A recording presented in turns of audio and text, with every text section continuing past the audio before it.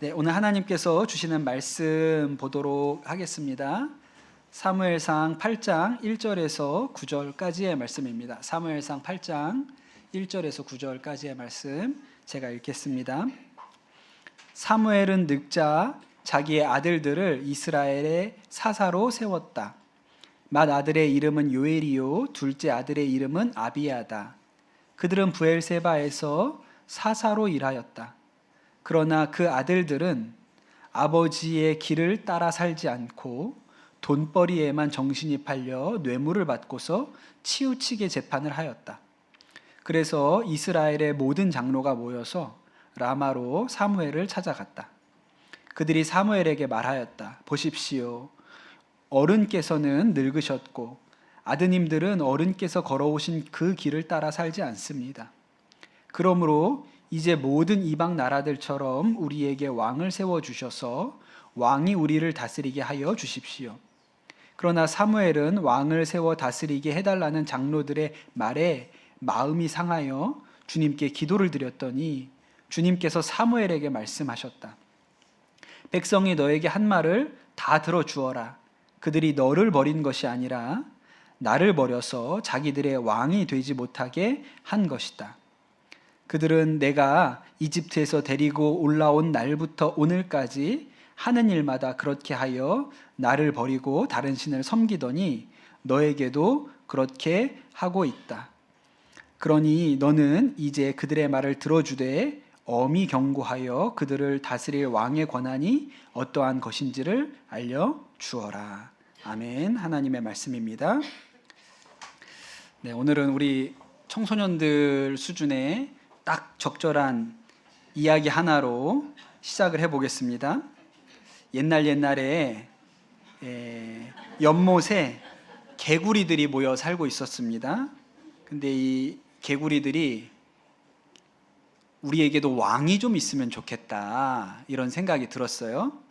그래서 하나님께 우리에게도 왕을 주십시오 그랬는데 하나님이 아주 귀찮아서 통나무 하나를 연못에 던져주고 이것이 너희 왕이다 그렇게 얘기를 하셨습니다.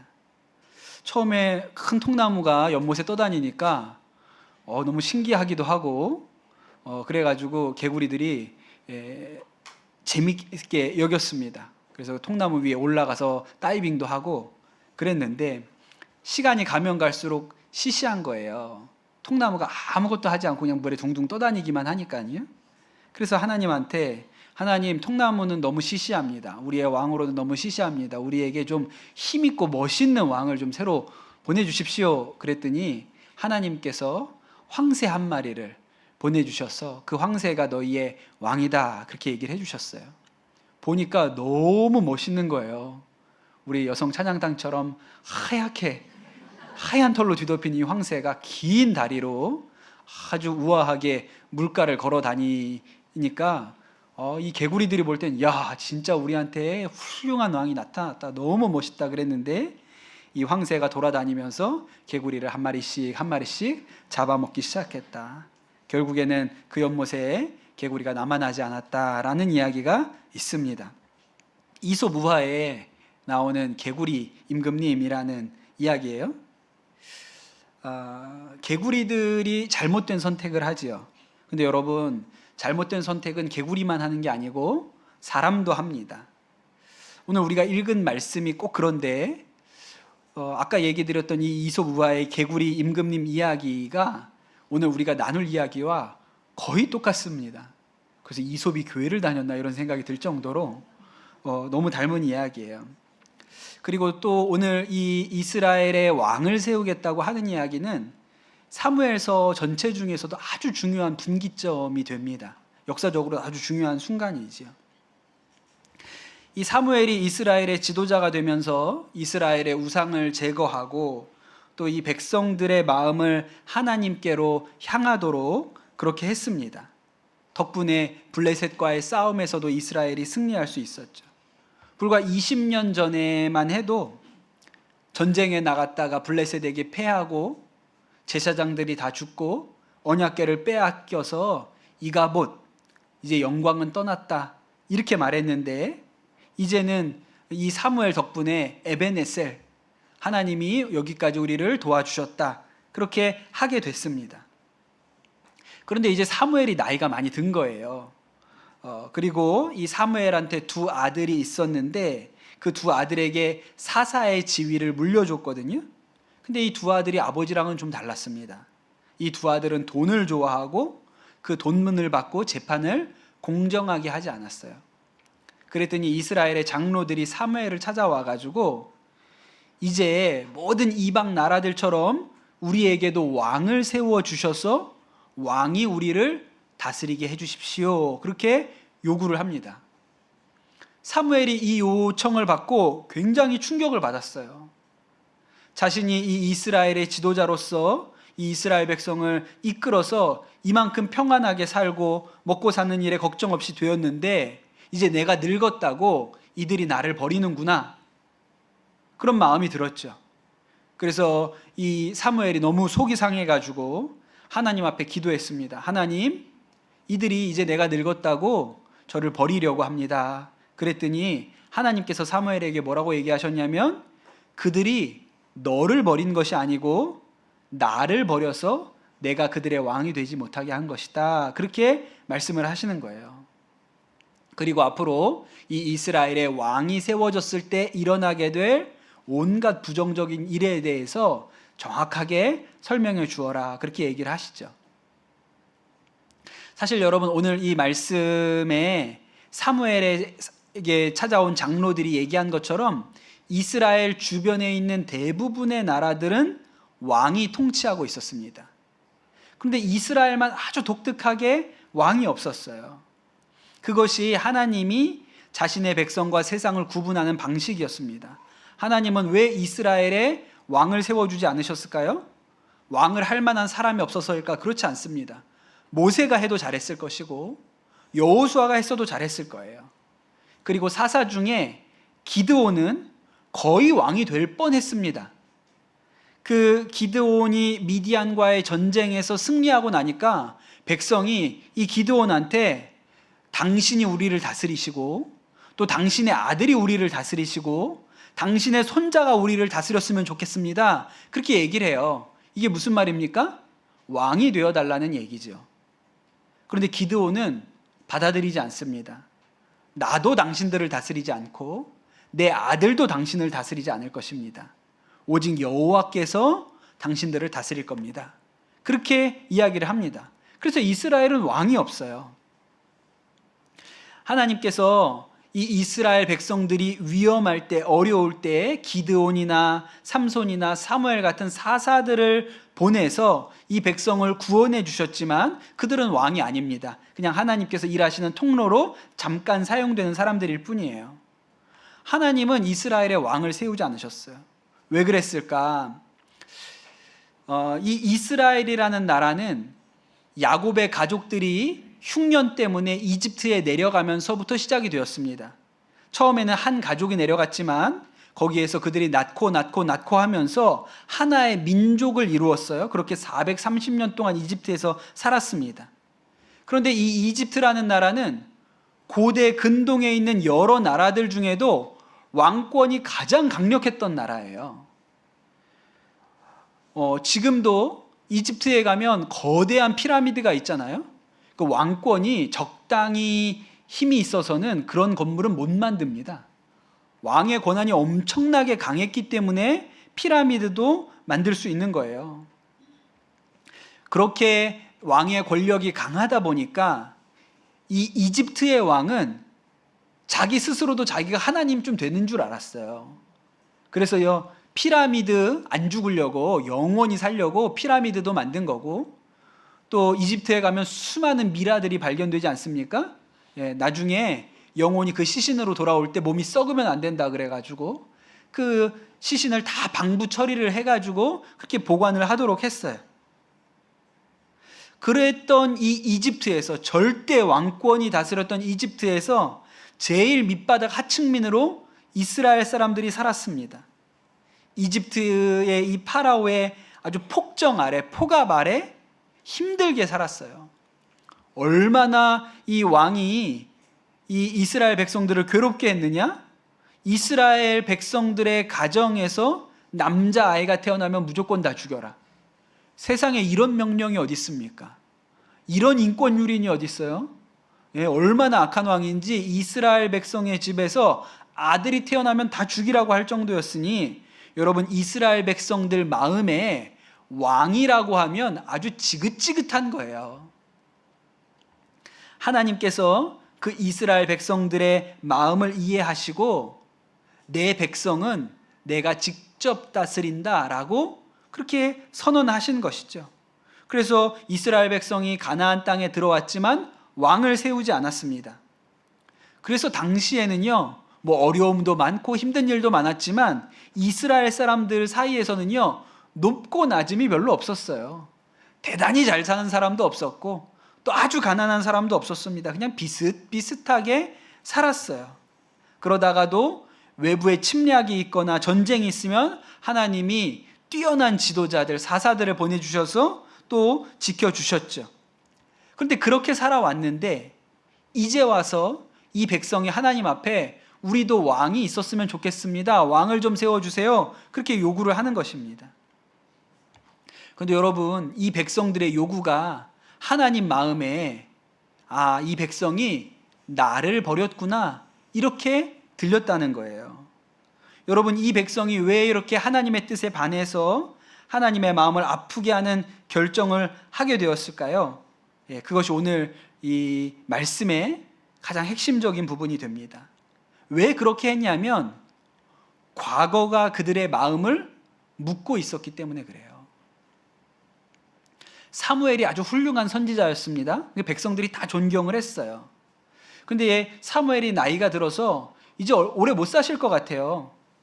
그런데 이렇게 보니까 사무엘한테 아들이 있었는데 이 아들들은 아버지랑 좀 달라요. 좀 악합니다. 게다가 아들이 딱 둘이었어요. 이것이 이스라엘 백성들 마음 안에 있었던 불안 버튼을 누릅니다. 옛날 생각이 나는 거예요. 이거 우리가 어디서 본 장면인데, 요런 일이 분명히 우리 안에 있었는데, 요런 생각이 든 거죠. 엘리 제사장에게도 아들이 둘이 있었어요. 홈리와 비느하스였지요.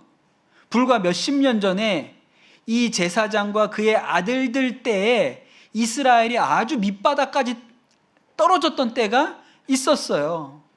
그런데 딱 보니까 지금 비슷하게 굴러가는 것 같아요. 사무엘이 훌륭하다는 거 빼놓고는 나머지는 다 거의 비슷해.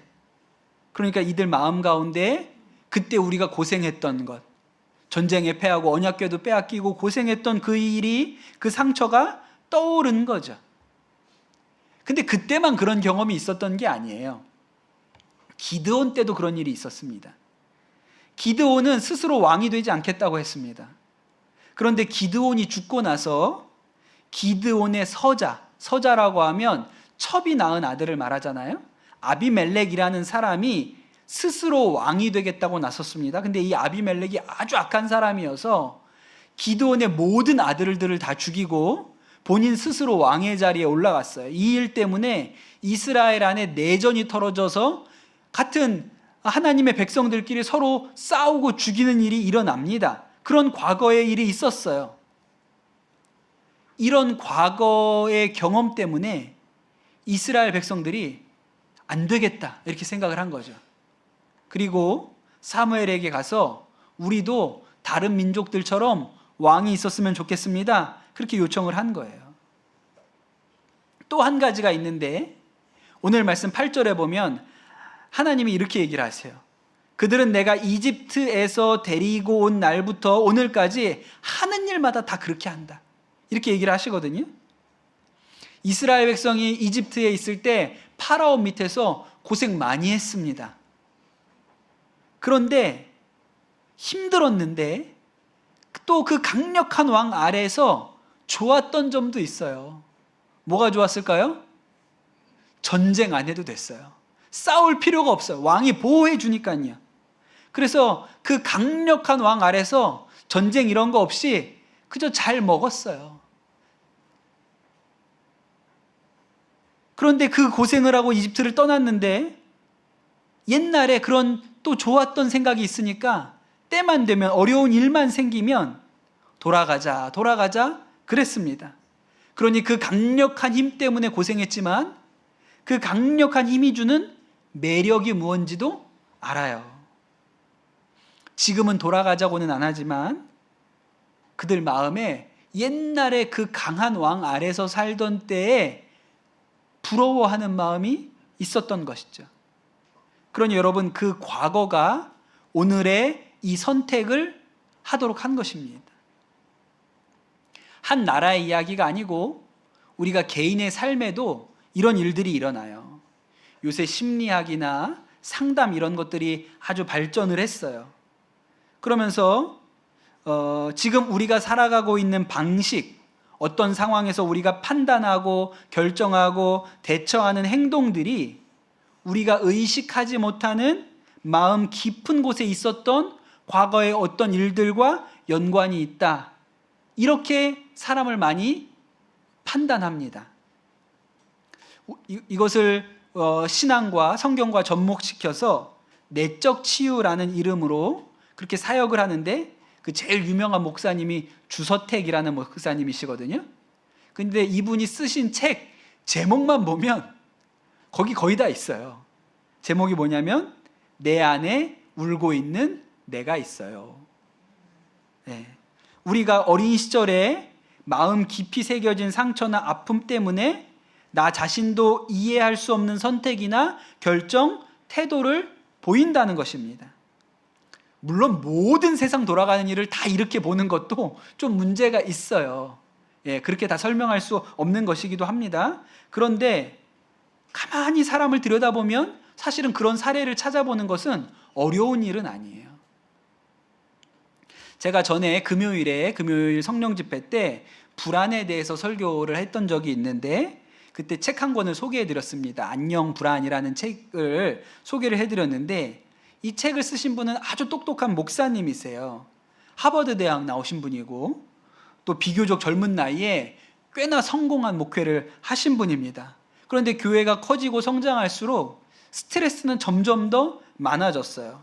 그러다가 어느 날 공황 발작이 오게 됩니다. 차에 앉아서 도저히 움직일 수도 없는 그런 지경에 이르게 되고, 그 발작이 지나가고 난 후에는 아주 극심한 우울증에 시달리게 돼요. 그래서 결국은 교회 사역도 하실 수가 없어서 사임하고 교회를 떠나셨거든요. 그리고 나서 자신을 치료하는 가운데 자신이 지나온 세월들을 뒤돌아보게 된 거예요. 그 부모님은 중국 이민자입니다. 중국에서 아메리칸 드림을 따라서 미국으로 건너와서 아주 열심히 살아셨어요. 그래서 이 아이가 초등학생 때 학교 끝나고 집에 오면 집에는 늘 아무도 없었어요. 빈 집에 들어가서 본인이 불을 켜고 부모님이 오실 때까지 기다려야 됐습니다. 그런데 이 초등학생이 빈 집에 들어가서 불을 켜고 우두커니 앉아서 부모님을 기다려야 하는 이 일이 너무 힘들었어요. 무서웠습니다. 그 어두컴컴한 방 안에 혼자 있는 게 무서웠어요. 유튜브가 있었으면 도움이 되었을 텐데 유튜브가 없었기 때문에 할 게 없어요. 집에 들어가서. 그래서 이 아이는 집 안에 문을 열어놓고 집 안에 들어가 있지 않고 엄마가 돌아올 때까지 늘 문 앞에서 놀았습니다. 집에 들어가는 게 무서웠으니까요. 어머니도 아이가 혼자 있다는 것을 알았기 때문에 일이 끝나면 정확하게 6시에 돌아오셨어요. 그래서 이 아이의 마음 가운데는 그래도 6시가 되면 엄마가 온다라는 위안이 있었는데, 어느 날 그 마을에 눈보라가 몰아치는 바람에 엄마가 올 수 없는 형편이 된 거예요. 당시에 전화도 없고 핸드폰도 없던 때였기 때문에 무슨 일이 엄마한테 일어났는지 알 수도 없고, 이 아이가 문 앞에서 그 눈보라가 몰아치는데 엄마를 기다립니다. 6시가 돼도 엄마가 오지 않았어요. 7시가 돼도 오지 않았습니다. 그러니 이 아이 마음 가운데 온갖 불길한 생각들이 떠올랐어요. 엄마 아빠가 오다가 무슨 사고가 났으면 어떡하지? 죽었으면 어떡하지? 그럼 나는 이제 어떻게 살지? 그러면서 쓰레기통을 뒤져서 먹을 것을 찾아 헤매는 그런 자신의 모습이 막 떠오르는 거예요. 그 어머니와 아버지는 그날 밤늦게 돌아오셨습니다. 그런데 그날 이 아이 마음 가운데 깊은 불안이 뿌리를 내린 거예요. 그리고 모르고 살았는데 그의 인생이 어느 날 스트레스가 정점에 치달았을 때 그 어렸을 때 이 아이 마음에 일어났던 그 깊은 불안이 폭발하고 만 거죠. 이런 일들이 사실 우리 주변에서 또 우리 안에서 빈번하게 일어납니다. 얼마든지 찾아볼 수 있는 일들이에요. 성경에 나오는 야곱 있잖아요. 야곱은 좀 이상한 사람이에요. 지나치게 경쟁적인 사람입니다. 야곱은 형 에서에 대해서 늘 이기고 싶은 마음이 있었어요. 가만히 보면 저희 아들도 그런 것 같긴 합니다. 그런데 이상한 게 나중에 이 에서를 떠나죠. 에서가 도저히 내가 이 야곱은 용서 못한다 그래서 야곱이 도망가잖아요. 그럼 이제 그 경쟁할 대상이 사라졌으니까 평안해야 되는데 또 다른 경쟁 상대를 만들어내요. 누굽니까? 라반이요. 외삼촌. 외삼촌 라반도 보통 사람이 아니거든요. 그러면 저 양반 보통이 아니네. 그러면 그만이잖아요. 그런데 야곱의 마음은 이겨야 된다고 생각해요. 내가 저 라반을 이겨야지. 라반 밑에서 계속 고생하면서 살 수는 없잖아. 이게 야곱이 가진 생각이거든요. 나중에 야곱이 다시 가나안 땅으로 돌아오다가 야복강에서 천사와 씨름하는 일이 일어나죠. 그 천사와 씨름했다는 이야기를 우리가 흔히 야곱이 밤새워 하나님 앞에 기도했다 이렇게 설명을 하거든요. 근데 성경이 그 기도하는 장면을 뭐라고 묘사해요? 천사랑 씨름했다고 하는 거예요. 왜? 야곱은 무조건 이겨야 되는 사람이니까. 천사와도 싸워서 이겨야 되고 하나님하고도 싸워서 이겨야 되는 사람인 거예요. 그러니까 이 사람의 마음의 뿌리는 경쟁에 있어요. 이겨야 된다고 생각하는 사람이에요. 야곱은 왜 이런 태도를 가지게 되었을까요? 야곱도 모르죠. 내가 왜 그런지. 그런데 성경을 보니까 야곱과 에서가 쌍둥이라는 거예요. 엄마 뱃속에 같이 자리를 잡았는데 엄마 뱃속에서부터 싸웠다. 똑같이 엄마 뱃속에 자리를 잡았는데도 불구하고 단 몇 분 차이로 형 에서가 먼저 나옵니다. 그래서 에서는 장자가 되었어요. 형이 되었어요. 갑절의 재산을 물려받는 자가 되었어요. 야곱은 단 몇 분 차이로 늦게 나와서 동생이 되었고 그만큼의 재산도 받지 못하는 사람이 되었습니다. 게다가 아버지 이삭은 곱상한 야곱보다 박력 있는 형 에서를 더 좋아했어요. 이 어린 시절의 기억이 이후에 야곱의 모든 인생의 태도에 영향을 미치게 된 것이죠. 그런데 여러분, 세상에 그 어떤 사람도 완벽한 조건, 모든 것이 충족되어 있고 충분한 사랑을 받는, 그래서 상처라고는 찾아볼 수 없는 그런 어린 시절을 보내는 사람은 없습니다. 제가 볼 때 기안84도 잘 찾아보면 있을 거예요. 생각 없이 사는 것 같지만 있을 것 같아요. 부모가 잘한다고 노력하지만 그 노력이 잘못되는 경우도 비일비재합니다. 내가 잘한다고 한 모든 일이 결국엔 자녀의 마음에 아픔이 되게 한 일들도 많아요. 여러분, 그렇다고 해서 우리가 그저 원망만 하면서 살 수는 없는 것입니다. 여러분, 우리가 꼭 알아야 하는 것이 있는데, 우리가 믿는 하나님은 그 상처와 아픔과 과거를 치유하시는 분이시라는 거예요. 야곱의 발전은요, 아주 더디고 느렸습니다. 그래서 그냥 보면요, 잘 안 바뀌는 사람인 것 같아요. 그런데 놀라운 것은 하나님은 한 번도 야곱을 놓으신 적이 없다는 거예요. 하나님은 늘 야곱에게 잘해 주셨습니다. 선을 베푸셨어요.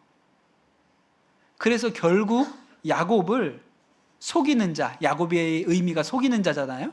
속이는 자에서 이스라엘로, 하나님과 겨루어 이긴 자로 바꾸어 내세요.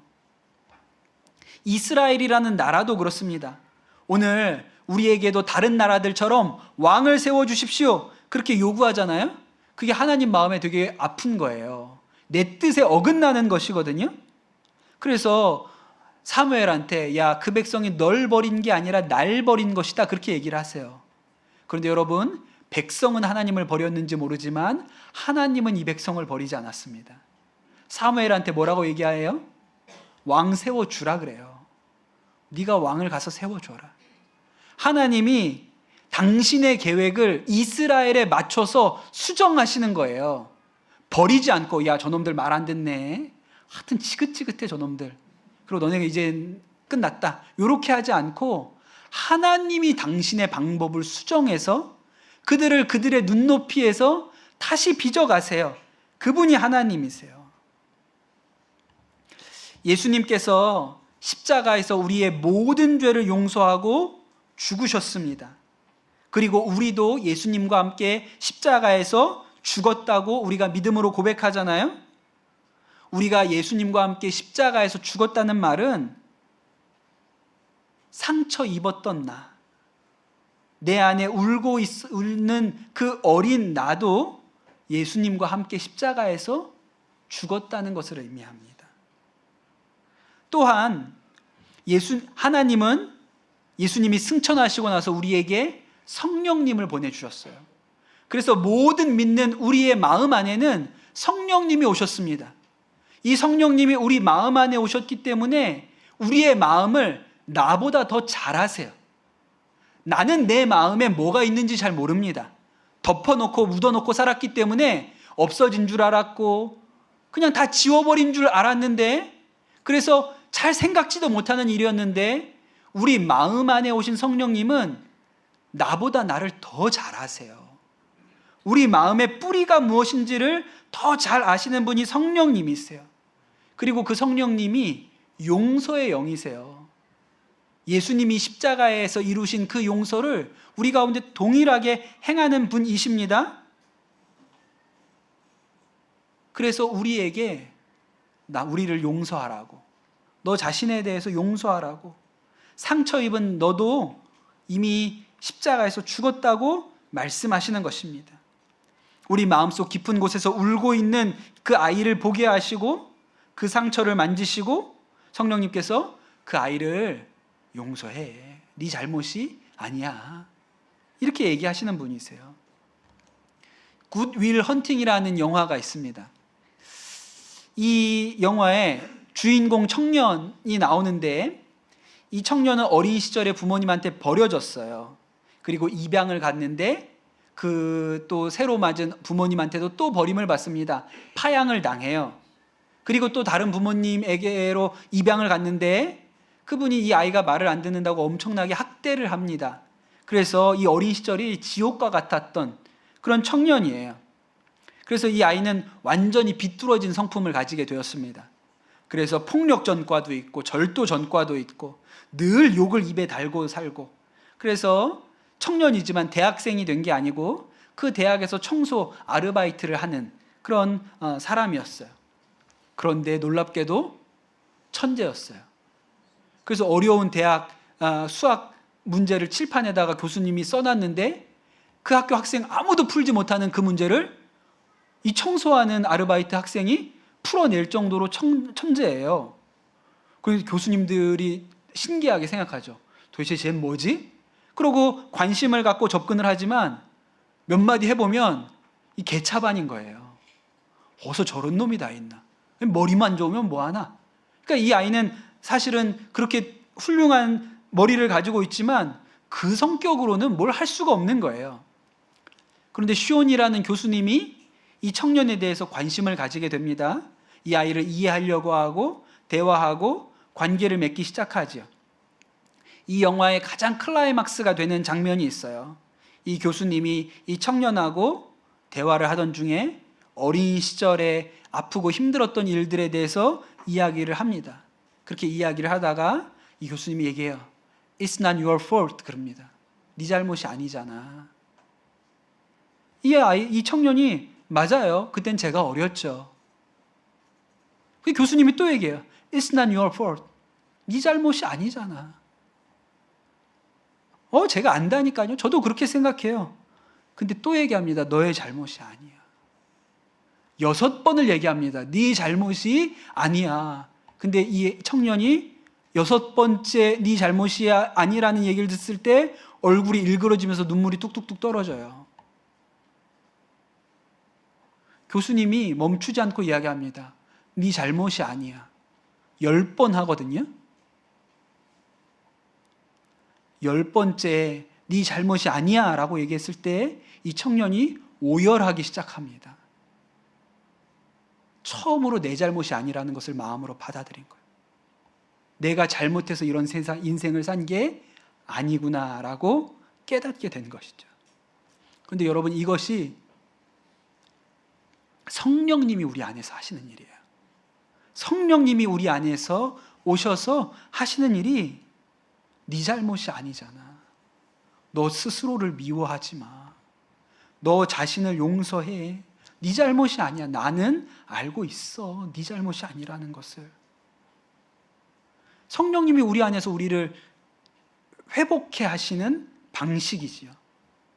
또 한 가지는 성령님께서 우리 용서의 영이시기 때문에 우리 안에 오셔서 하시는 일은 우리에게 마음의 아픔을 주었던 사람들, 그것이 부모님일 수도 있고 다른 누구일 수도 있지만 그 사람에 대하여 용서하는 마음을 주세요.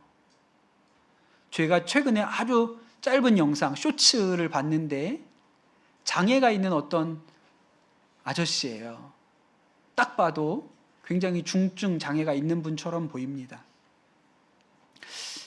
이분이 사실 날이 얼마 남지 않았는지 자신의 인생을 정리해야겠다는 생각이 드셨나 봐요. 통장에 남아있는 100만 원을 어떻게 쓸까 고민을 합니다. 먼저는 좋은 옷을, 양복을 하나 맞춰서 입습니다. 네. 한 번도 평생 그런 옷을 입어본 적이 없었던 것 같아요. 장애가 있는 몸에. 그래서 양복을 잘 하나 사서 입었어요.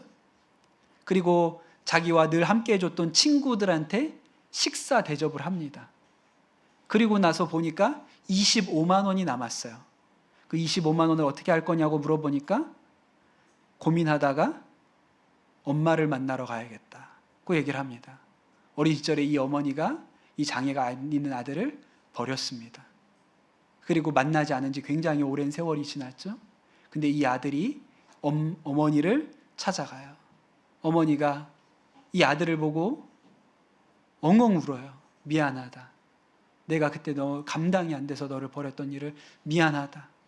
그랬더니 이 아들도 엄마 미워하고 살아서 미안하다고 이 엄마와 아들 가운데 용서와 회복의 역사가 있어요. 그리고 통장에 남았던 25만 원을 어머니한테 드려요. 그게 제가 길게 설명했지만 30초도 안 되는 영상 안에 그 얘기가 나오거든요. 근데 여러분, 우리 안에 오신 성령님이 우리 안에서 행하시는 일이 이거예요. 이런 일이 일어나죠. 왜? 용서의 영이시니까. 왜 우리로 성령님께서 우리의 마음에 용서하게 하십니까? 나 자신을 용서하게 하고 나를 힘들게 한 상처 준 사람을 용서하게 하십니까? 그래야 과거에 묶이지 않기 때문에 그렇습니다. 그걸 붙들고 있으면 과거가 내 미래를 결정해요. 과거의 아픈 일이 내 미래를 결정합니다. 그런데 성령께서 우리 가운데 오셔서 하시는 일은 그 아팠던 과거를 끊어내게 하세요. 과거의 메인자가 아니라 성령께 메인자로, 십자가에 붙들린 자로 살게 하세요. 그래야 여러분, 우리의 미래에 행복이 있습니다. 치유가 있습니다. 소망이 있습니다. 사랑하는 성도 여러분, 저는 우리 모든 성도님들, 우리 강남선한 목자교회 모든 교우들이 과거에 붙들리지 않고 성령에 붙들려 살아가시는 은혜가 여러분에게 있게 되시기를 축복합니다. 우리 안에 이미 성령께서 오셨고 그 성령님은 우리 안에서 역사하세요. 치유하세요. 회복하세요. 과거를 끊어내시고 앞으로 나아갈 수 있는 믿음의 힘을 주십니다. 여러분, 그런 은혜가 우리 모든 성도들에게 임하시기를 예수님의 이름으로 축복합니다. 우리 기도하겠습니다. 주신 말씀 붙들고 이 시간 기도할 때 주님, 우리가 과거의 매인 자로 살지 않게 하여 주옵소서. 상처의 매인 자로, 묶인 자로 살지 않게 하여 주옵소서. 성령께서 이미 우리 마음 가운데 오셨으니 성령님, 우리의 마음을 주님께 올려드립니다. 이 마음을 만져주옵소서. 치료하여 주옵소서. 회복하여 주옵소서. 낫게 하여 주옵소서. 용서가 우리 삶 가운데 임하게 하여 주시옵소서. 그리하여 우리가 과거에 매여 살지 아니하고 미래를 향하여, 소망을 향하여 나아가는 자가 되게 하여 주옵소서. 이 시간 우리 합심해서 기도하도록 하겠습니다. 우리를 새롭게 하시는 주님을 찬양합니다. 이전 것은 지나갔으니 보라 새 것이 되었도다. 주님, 우리가 이 말씀을 받아 누리게 하여 주시옵소서. 우리가 과거의 매인 자가 아니라 예수 그리스도 안에 새 것이 되었습니다. 하나님, 우리가 과거에 매여 살지 아니하고 성령에 매여 살게 하여 주시옵소서. 그리하여 우리의 삶이 아픔 가운데 묶여 있지 아니하고 소망 앞으로 나아갈 수 있는 믿음의 힘이 우리 모든 성도들 가운데 임하게 하여 주시옵소서. 우리 안에 오신 성령님을 찬양합니다. 우리 마음 안에서 일하시고 힘을 주시고 회복시켜 온전케 하여 주옵소서. 감사합니다. 모든 말씀 우리 주 예수 그리스도의 이름으로 기도드립니다. 아멘.